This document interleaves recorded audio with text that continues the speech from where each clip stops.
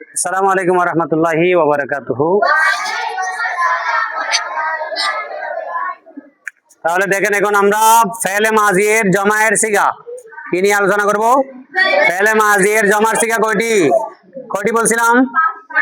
পাঁচটি থেকে দুইটি আলোচনা করে ফেলছি। এখন 3 নম্বর সিগা জমায়ের কয় নম্বর সিগা? 3 নম্বর সিগার নাম কি? নাম হচ্ছে জামা মুজাক্কার হাজির। তাহলে এটার চিহ্ন আমরা কি করব? আলোচনা করব। যদি লাম কলমার পরে তুম থাকে, কি থাকে? তামিম ফেশ তুম, তাহলে এটা কোন সিগা বলবো? জামা মুজাক্কার হাজির সিগা। যেমন ফাল তুম অন্য মজদা দিয়ে, নাসার তুম অন্য মজদা দিয়ে, জারাব হামিদ, তারপরে না ফাতাহ তুম, ঠিক আছে? আরো অনেক আছে, ফাসাতুম, কাআতুম, আর আরো অনেক আছে। কেমন?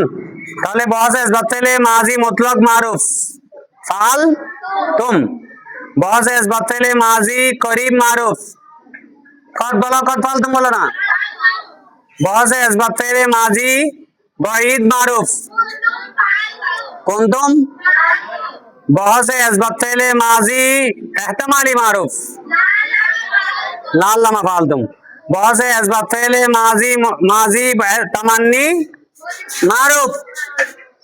আমি প্রথমটা বলতেছি সবগুলা দিয়ে, যেমন লাইতামা ফাল তুমি।